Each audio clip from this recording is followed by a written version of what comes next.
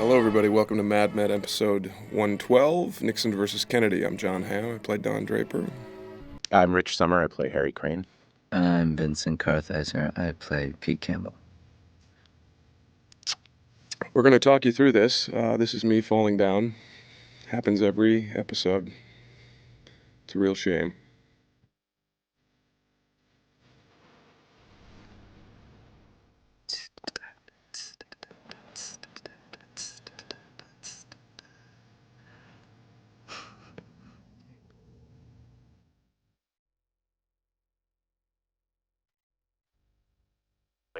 Voters across the country are deciding who will. Turns out Kennedy won this one. They wouldn't tell us before we shot it. Yeah. They wanted us to experience it.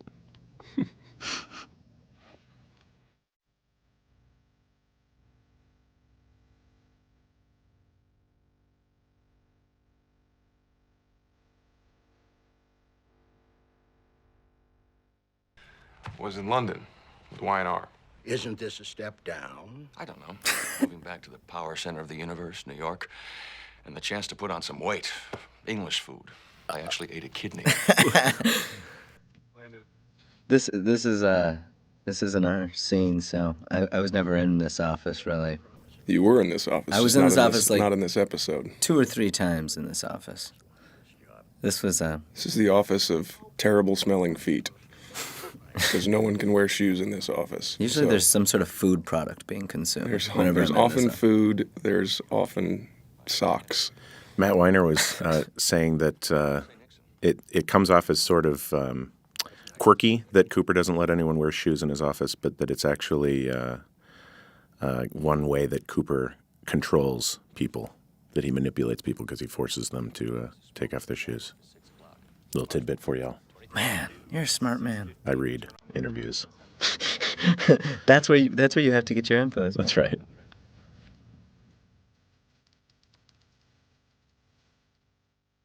I don't remember this day. Or this scene. I don't even know who you people are. Rich is smoking again, by the way. That's odd. Yeah, but not in real life. No. No. You do look sexy with a cigarette, though. Thank you. You should.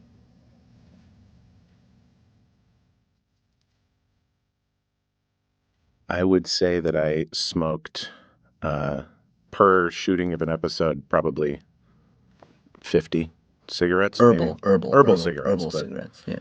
And Rich's character didn't smoke. Watch Aaron almost knock over the table here. Oh, whoop. Oh, there he goes. That was one of the ones that somehow he stayed on his feet.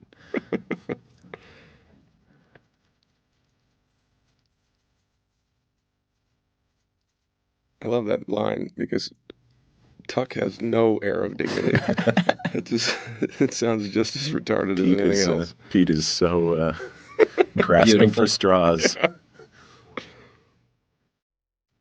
Believe whatever you need to, man. I know, you think Pete Campbell is a good guy. You're the only person who thinks Pete Campbell is a good guy, by the way. I know you have to defend him, but you're the only person who thinks he's a good guy. We'll talk about this later. There she is. Elisabeth Moss is Fabulous. awesome. Yeah. She's my hero. Just another way that Pete gets emasculated throughout the entire series. I don't think we need to talk about Pete too Four much. times per episode, there's some way that This is interesting because you'll see I'm lighting and smoking my cigarette with my left hand because my right hand had been broken. That's right. And if you see it, which you kind of can in this scene, you might see the giant cast on it. But there were things like telephones and papers and things judiciously put in the way. Notice the giant phone. normally not a point of focus in a not shot. there. Yeah.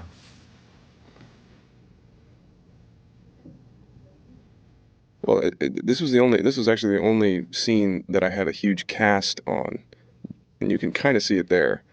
But I got it.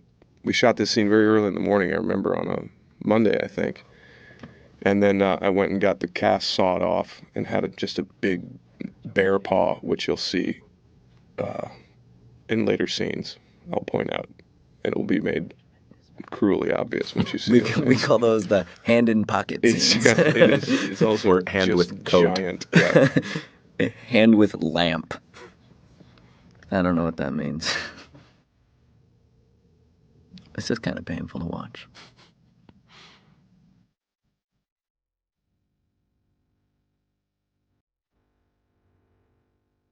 I'll leave that one to you, Johnny. Well, this is one of the first times we see Pete attempt to stand up to me with predictable results. Notice all left hand.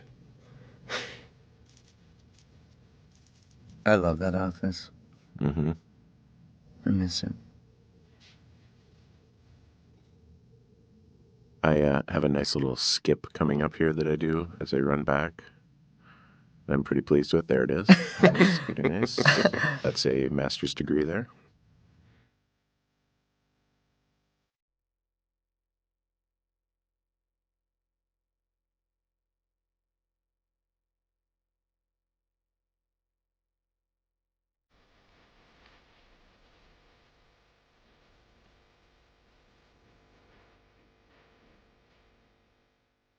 Yeah, how much of this was real, you guys?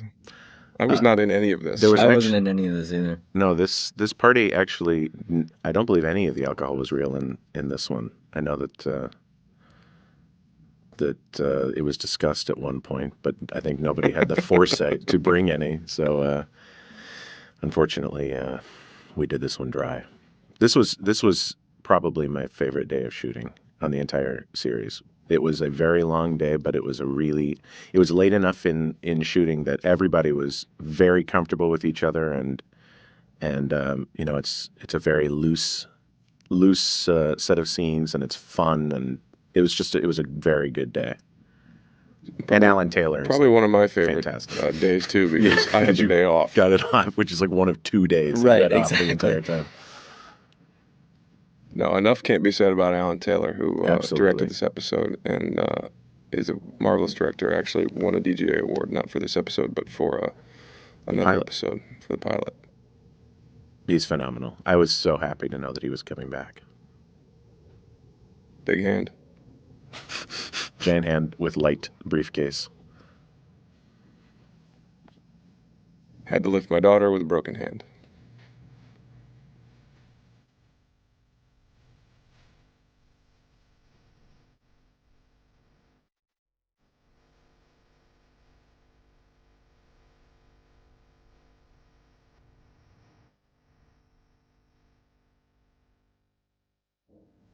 Yeah, what is the Electoral I College? still don't know. Okay. And I'm virtually certain that Kiernan, the 9-year-old that plays my daughter, probably knows more about it than I do. She's a bright bulb, as they say. I think they say that. Dude. When are you ever around? Do you just hang around on set, no matter what's going on? You are the young Robert Morse of our team. That's right. That's right.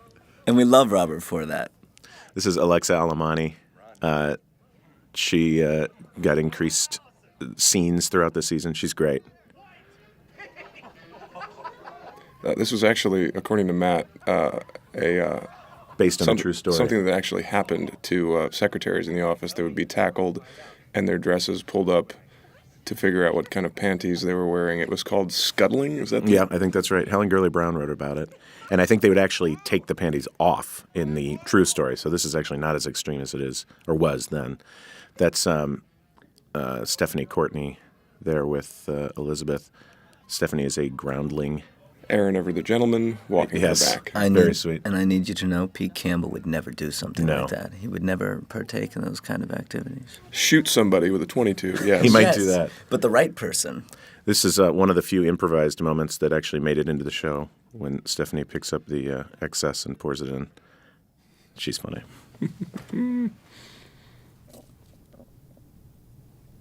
Not my hand. Yeah. So what else has been going on with you guys? Oh, not too much. Look at you. This is me impersonating a 7-year-old boy. Now, did you do all your own hand stunts? I actually did some hand You did modeling when your- I was a kid, so I'm very well versed. you Well know. done. This is some of my best work. Excellent handwork. Some of my best work in the show. Actually, my best work in the show. I'm going to be bold. I don't think anyone's going to disagree with you. You know, Sorry, actually, this scene, I don't know anything about it. it's Alison Brie. Yeah, that playing is Trudy. Alison Brie plays Trudy, and we tried to get this scene right, and I didn't think we did, but Matt really liked it, so that's not a very good vote of confidence. I've never seen it before. She's really squeezing her right arm. That's a little. I think she's frustrated with me. When Pete took this box in the last episode, I pretty much decided that I hated him forever. And I think he is, I know, again, you can stick up for him. I just think he is the slimiest character.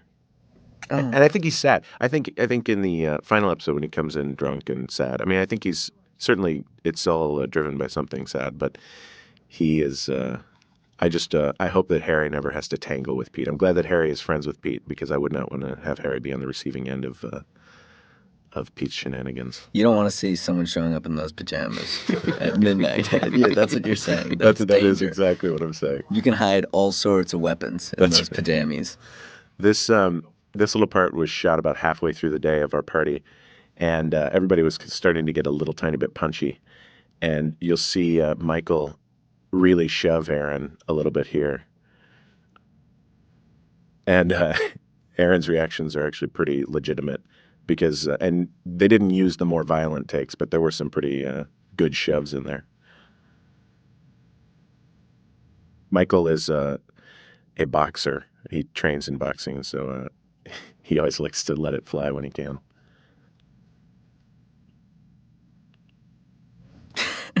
I love this scene. I absolutely love this. Christina and Bryan's kiss is fantastic. The whole thing. Oh, God, it's so funny. You finally, yeah. That's Julie McNiven. Yeah.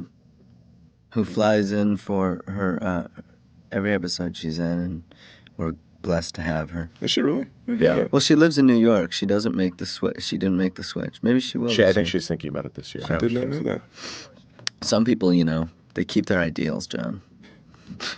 I actually fly in every morning when I would work from Los Feliz. Oh, In a helicopter. It's a short made flight. of gold. It's a short flight. You guys haven't even turned my mic on, have you? Smart producers. Christina Hendricks is pretty amazing. I know there was a lot of discussion as to how big Joan's reaction to the it's ineptitude perfect. of Sal's kiss would be, and this was Christina's take on it, and I think it was perfect. Oh, it's so perfect. She's really amazing. And she actually spilled on herself, by the way. It was hysterical. Yeah, I mean, one thing great about this show is that we had the same background artists every day, and so they really became part of our team, and they all they took on characters, and really, it was really fun, you know. It really felt like a big family. It really, at times, especially towards the end, felt like an office. Rich, did you use a lot of your Minnesota polka skills? During Yeah, that, it's all kind of innate, my polka-ing abilities. Yeah, Heyo. bitch. What's Whoops. going on now? How you doing? Good morning. Harry. First time Harry gets to make out in the series. 12 Yeah, episodes Harry. in. Stupid Harry. Harry being the last good guy to fall. Corrupted as well. God. Good, bad, right, wrong. Get over yourself. This is great.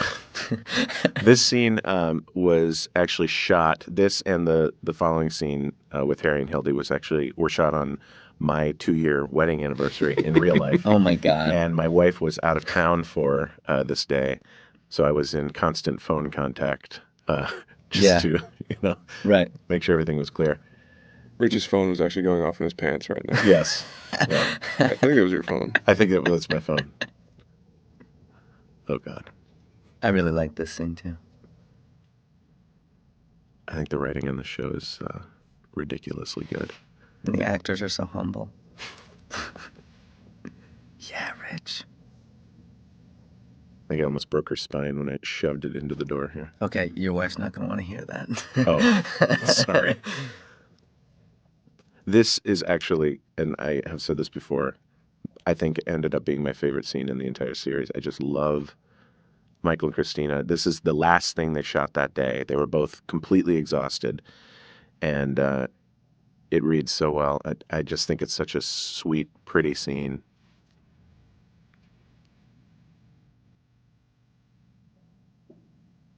I like that scene with you and Don Draper. In the next episode, in the last episode. Yeah, that episode's pretty amazing. That episode is pretty amazing. Can we watch that episode next?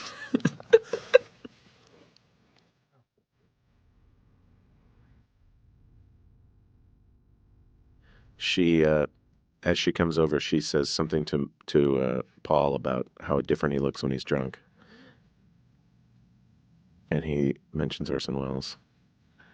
Those are based on two kind of real life things that Matt Weiner told Michael Gladis during the shooting of the pilot when Michael was, well, everybody was perhaps a little inebriated, and Matt said something about how he looked different when he was drunk, and Michael somewhat took some, not offense, but just noted it, and had brought it up to Matt again, and Matt wrote it into the scene, and the Orson Welles references, of course, because Michael is a spitting image of Orson Welles.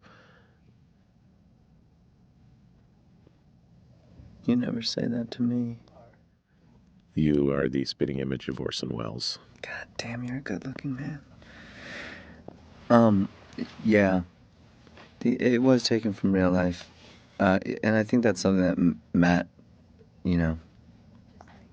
Matt does do, is that he kind of watches us on and off set and, I think incorporates those ideas. Throughout the season, we all started to see little, speaking for we boys, started to see little pieces of ourselves kind of emerge through the characters. Harry ended up being from Wisconsin. I'm actually from Minnesota, and he was kind of the only married guy. Little pieces of us. I like this. This is so I love beautiful. that. I love that shot. What's going on in this room? Whoops.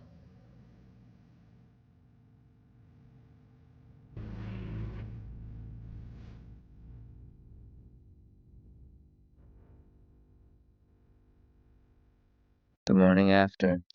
The sad, stupid man with the broken glasses. Yeah, I mean, it's an old story, isn't it? For men like you. I have had glasses since I was in first grade, and the most awkward moment at any sleepover or any time that I actually was able to stay with a girl for a night was awkwardly fumbling to find my glasses because I can't see shit without my Now, did they glasses. actually break your only pair there, or is it a different That is pair? that is the actual. Those are my only pair, but I think they just took a screw out. Movies are magic. I know. That's why people get paid what they get paid. She looks really beautiful there. So do you. Thank you.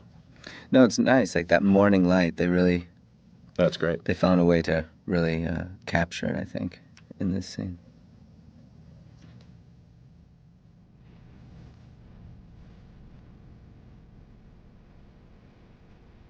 You can tell you guys really love each other here. I know, it's a very tender moment. Really isn't it? connecting. And Yeah.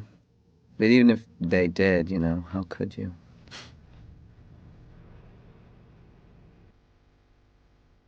Oh, dumb Harry.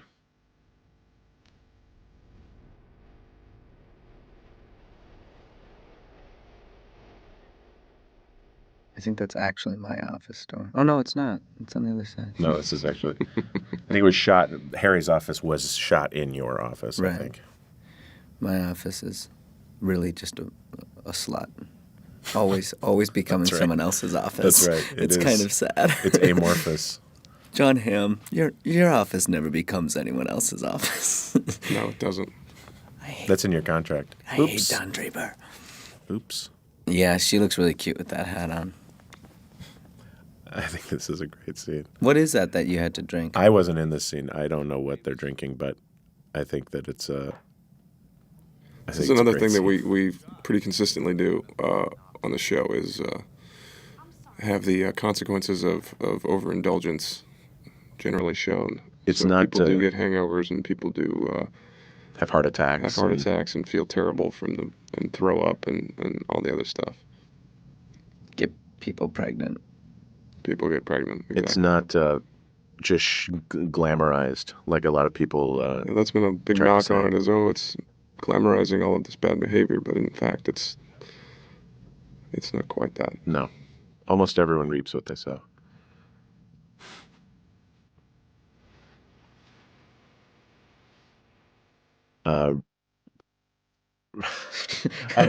Enough said. I'll stop there. Notice the coat over my hand. Yeah.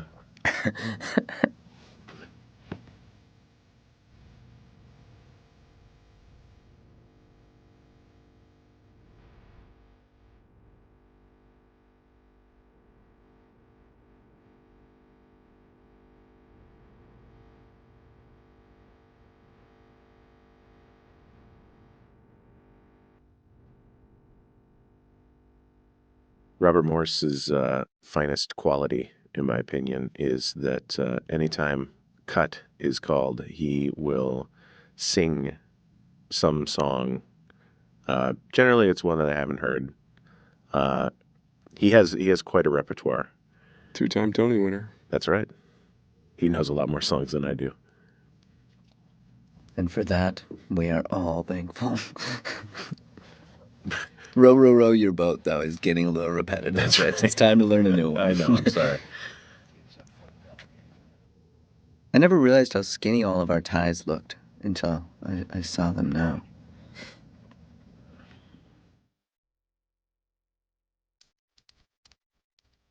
Oh, you weasel. It's not, you know what? I think it's a judgment. What, me calling you a weasel? Pete finding his that spine. scene. I love that scene. And I love doing this scene. This is a great scene. This is a very tense scene.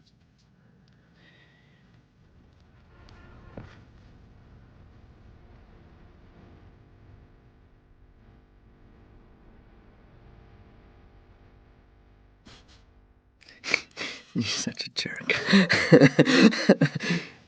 I love how as the series went on, or as the season went on, Don just got less and less guarded with how he felt about Pete and just began to lay it out on the table. And I think Pete kind of asks for it, obviously, since he's constantly asking, basically, what do you think of me? This was an interesting scene. I remember when, right after we did the read-through, I went up to Matthew and I asked him about the episode. And he said, that was one of the things, like, how do you go about really blackmailing somebody? How do you really walk into a room and tell someone, I'm going to out you in less? And it's really hard, even when you're given the words, it's still really kind of a difficult thing to approach.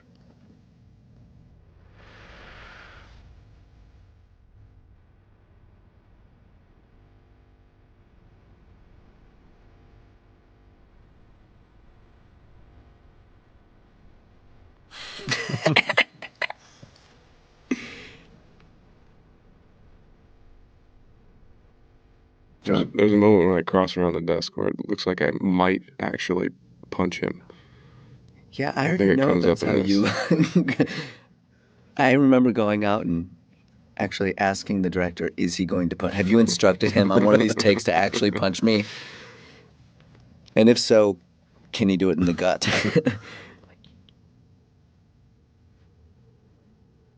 I love the thin line that Don is walking here of being furious and being caged. It's, oh, there it is. Look at that. It's so good. Ever so slightly backs up. Well, and I think it was something, the backup was even something that I didn't know if we even should. I don't even think I remember doing it. I think we decided I shouldn't back up, and I just couldn't stop anyways. In my defense, Jon Hamm does beat me mercilessly offset, so there is a history here. It's true. I can vouch. So this is sort of the end of the arc, though, from the pilot, where the beginning, in the scene of Pete trying to kind of glad hand Don, and Don rebuffing that and saying, this isn't how it works, and you really need to pay more attention on how you treat people around here, or no one will like you.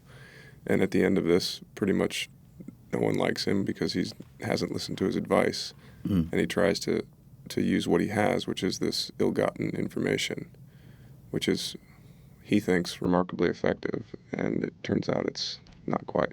It's also a scene with a giant hand, by the way. That's right. Ouch, ouch, ouch, ouch. Yeah. Ouch. All done with a broken hand. I think he does expect you to take it, though. I think he does expect... Take the deal? I think he does expect Don Draper to say, this is logically very simple. I'll give this highly qualified, intelligent young man a job he deserves. I think that's the only reason Pete has the guts to bring it up. He thinks there's no way Don could ever say no. John, was this stuff at all fun to shoot? It was great. Yeah. It was super fun. Except this, again, was done with a broken hand. Climbing down. Oh. Ow.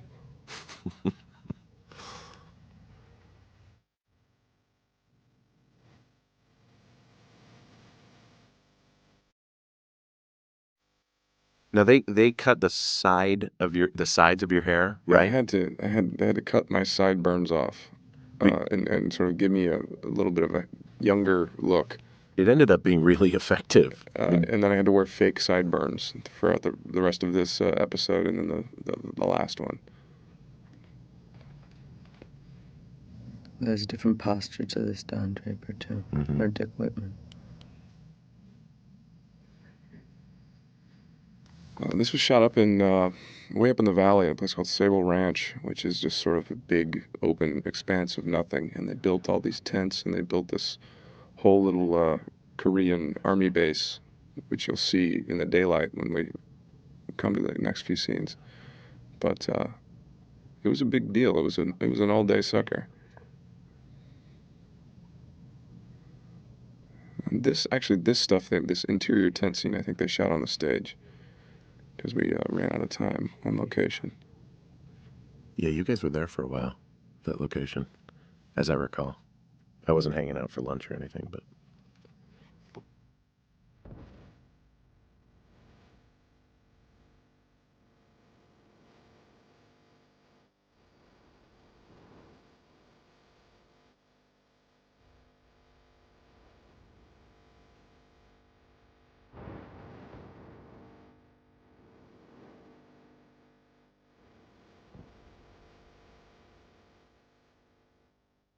So, John, all of this was done with... Did you shoot the explosion that's coming up, like, first? Was that one of the... Yeah. They were originally planning on shooting this out on location, but I don't think we just ran out of time, so they shot it on the stage. So really, like, the entire episode was shot with a broken hand. Yeah. And the next one. See, you can see my giant right hand that's behind Gently that little, placed behind the little tiny paperweight.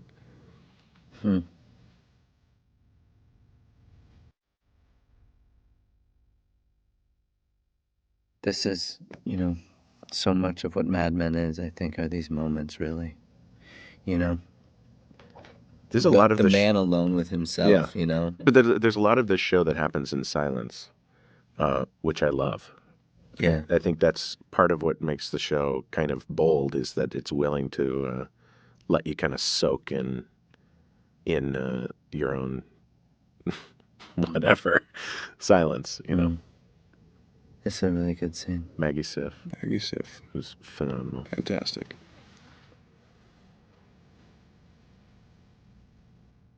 This is a big scene for Don Draper. In a lot of ways, I've always thought. Let's go away. Well, Don's relationship with Rachel is are those fake sideburns there? These are fake sideburns. Oh, those are the fake ones. Sorry. Don's relationship with Rachel... Maggie's are real. Mine are fake. I see.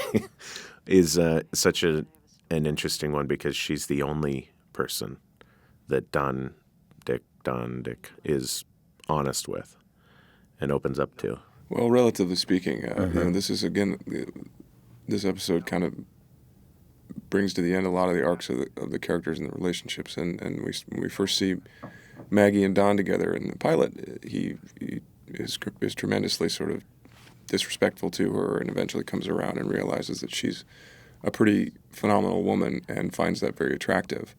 And she's attracted in turn to him and his sort of charisma and power and confidence. And then as the series winds on, she realizes he's not all that he has presented, and that becomes very apparent in this scene when Don basically says, "Let's run away," and doesn't give a reason, and sort of proves himself to be a bit of a coward in not facing up to the truth of his situation and his sort of feelings for Rachel. He just bails. He takes the easy way out, which is kind of a pattern. Right. Yeah. But he certainly is more. He reveals more with Rachel. Is it the previous episode or a couple episodes ago when he told her about his family history as they were in bed? Something he hasn't even told his wife. Yeah, she has more insight to who Don Draper is than anyone, I think. Well, other than Don Draper. You haven't thought this through, which is something that he will repeat. Mm-hmm. Oh, yeah.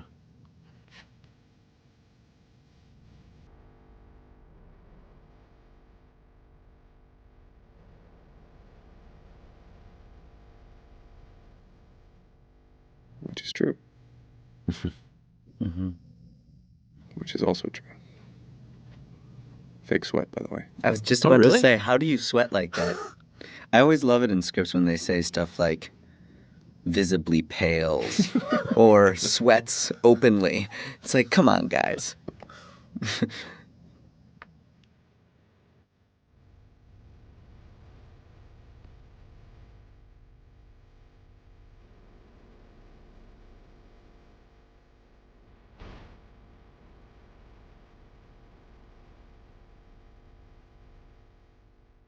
And for a moment, he is completely a coward. And then he decides, I guess, well, screw it.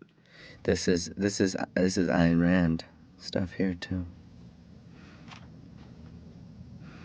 Her character reminds me so much of the female protagonists in those stories.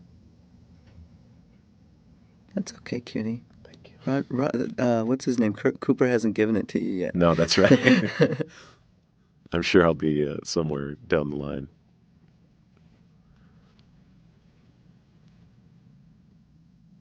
Yeah, Donnie Draper.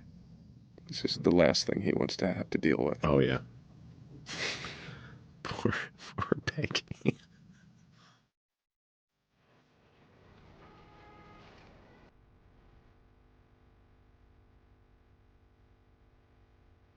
Peggy's got a lot of things on her mind. Or not on her mind. And what about your relationship with Peggy? I mean, it's something so different and almost paternal, it feels at times, you know? I think Don's relationship with Peggy is such that she's basically the only person that he really respects in the office because she's working her way up like he did, and isn't given the job or the relationships like Pete's character or the college boys of Harry and Paul, or even Roger who runs the whole thing. He really respects Peggy and helps her succeed, and she listens to him. She's sort of his protege in a lot of ways.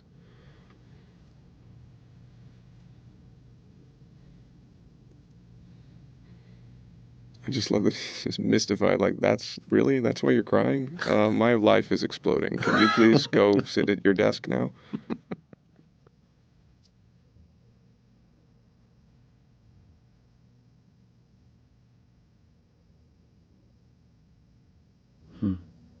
She is like other than the pilot when she makes sort of a misjudgment with Pete. And I guess later on too. Sorry, Vinny. She really is one of the good people, like the very few good people, I think. You gotta get off that good bad, man. I'm sorry. I see it. It's all black and white to me.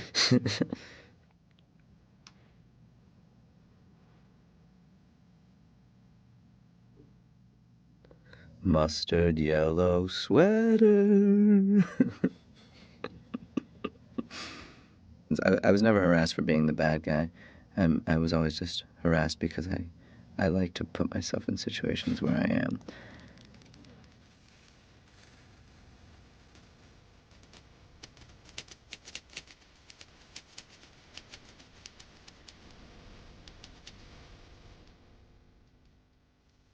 This scene really scared me, by the way, to do.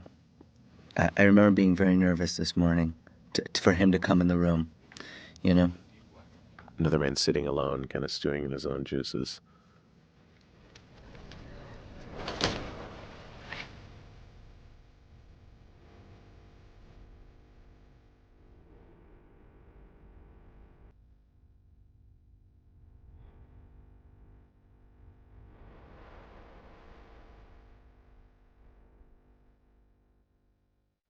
You haven't thought this through.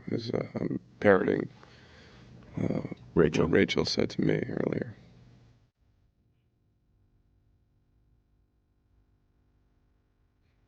And I love it too because it's two men who both think they have the cards here, you know? Well, maybe not Don, but I think Pete's pretty sure of himself. Yeah, I don't think Don is positive. I also love that almost all of this happens before noon. It's a very very full busy day day at the office.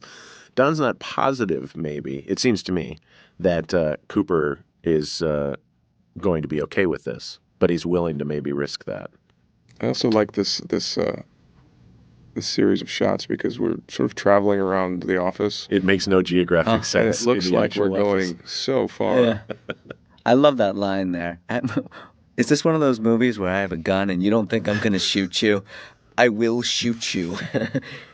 Now, you guys are actually walking completely the opposite direction from Cooper's office at this point. Precisely.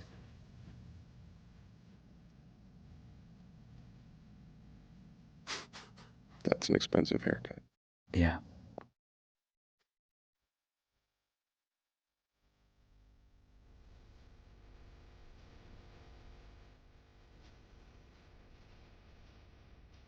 Not even going to dignify it.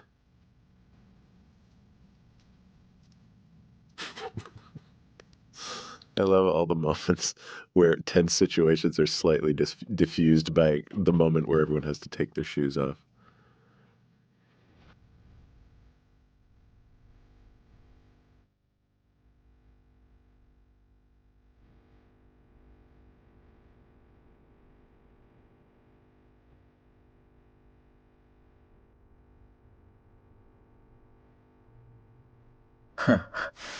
He's so cool.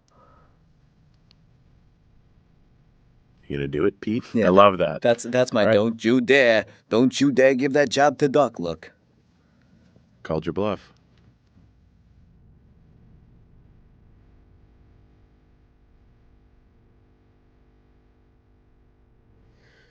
So I think this is the first time that Don actually doesn't run away from something. He confronts it, and at least the first time we see that. And I think he's very nervous as to how it's going to turn out.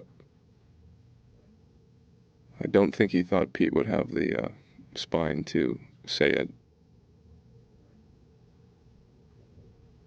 It's one of the first times we see Don in a very uncomfortable pose. So like this cigarette, my last cigarette before I get executed.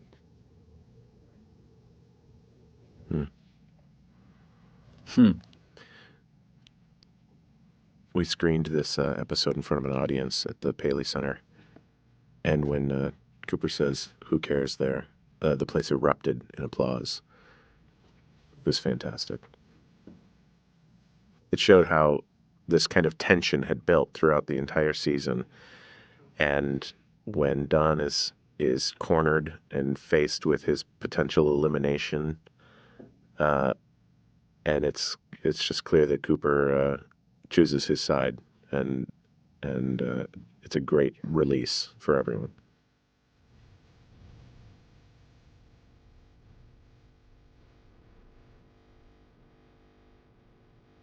It also goes back again to the scene that Pete and I had in the pilot. It's very important in an office situation and in a political situation that you treat people well because otherwise they won't like you. And while Cooper understands the need for Pete at the firm, doesn't necessarily like him, as you can tell. Yeah, that's the first time Cooper even gives you permission to do that. It seems that Cooper stands up for Pete throughout. Again, understanding the need to have him around, but he finally lets that go.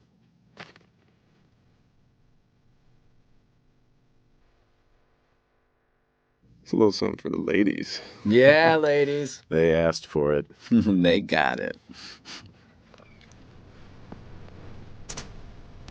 There's going to be a whole lot more of that in season 2, girls. I'm hoping to see more people in their underwear as well. Right.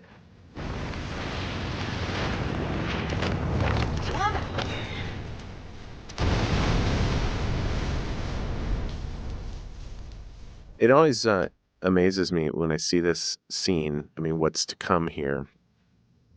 How quickly Don makes the decision, or Dick, I guess, at this point, makes the decision to capitalize on an opportunity that's given to him by having this Sergeant Draper blown to bits in front of him. And he instantly, almost without thought, moves and says, "This is it. This is my chance. This is my chance to leave everything behind." I mean, clearly he says as much when he joined up. He did it with the intention of somehow leaving things behind. And Well, and Don sort of stated, "Uh-oh, that's not whoops! good. Oh, you don't want that. Heads up. That's not good. That's where I Broken broke my hand. Broken right hand. there.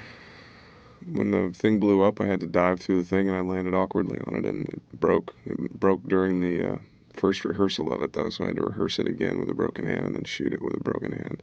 So that was not fun. Although I was pretty adrenaline out by that point, so I don't think I really felt it until about noon the next day. Don's stated sort of philosophy of life is to always be moving forward. And we see that in his deep past. I think we see it in this decision. I think we see it in a lot of his decisions at work. And this was, I think, one of the big ones is I could stay here and be this guy that digs holes, or I could move forward. This is really gruesome. Mm-hmm. They did a good job. Yeah, this poor guy had to sit in this makeup for like 6 hours. Oh, God. Covered in viscera.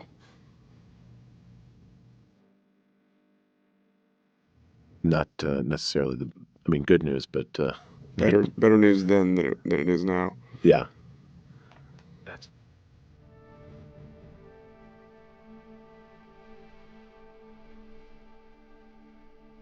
oh. Wow.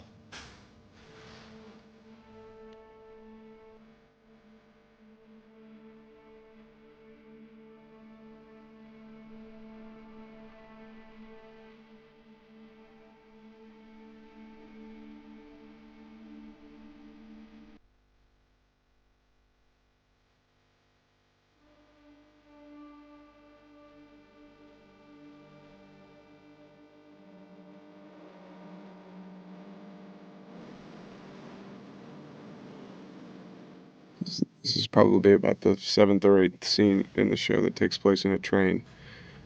Train's also very big for Don. Well, and there's the moment earlier in the season when Don, I think it's in Marriage of Figaro, when Don drunkenly parks and just watches a train go by. Trains are escape for Don. This is another time he escapes on a train. This woman that he interacts with here says pretty much everything about what he is about to do, what he's done, the choice he's made, and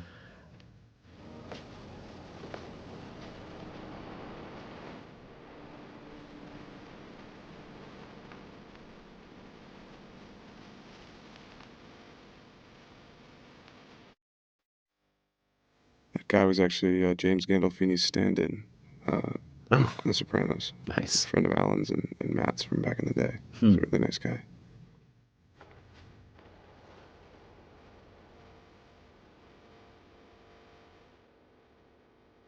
I auditioned for that role. There's even more tragedy in this little boy seeing him see Dick on the train, knowing how it ends with him.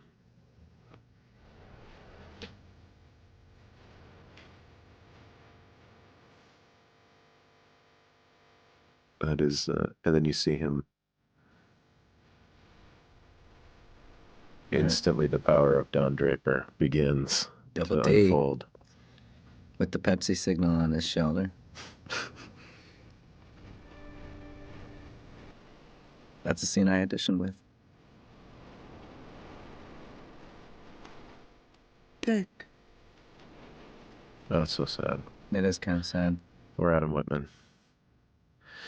I have a feeling things are going to be just fine for Adam. I think everything's going to be What could go wrong for Adam?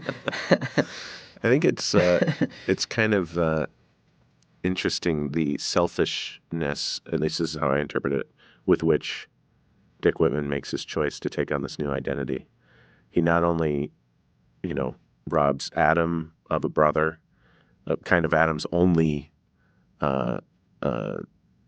comrade in this hell that they grew up in, but also Sergeant Draper, the man whose identity he takes, just kind of, it seems almost callous for him to just kind of take that on and, leave that man in the dirt.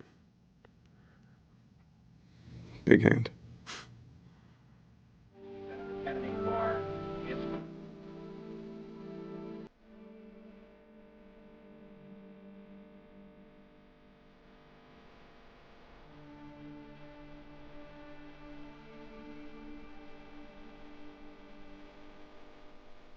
This is probably my favorite episode of the season. Me too. I really like how this kind of wraps up a lot of arcs. Not necessarily wraps them up, but definitely brings them to a different place. And we finally get to learn the really explicit details about Dick's / Don's history, and it's really cool. It's a really cool way to bring the story back. It answers a lot of questions.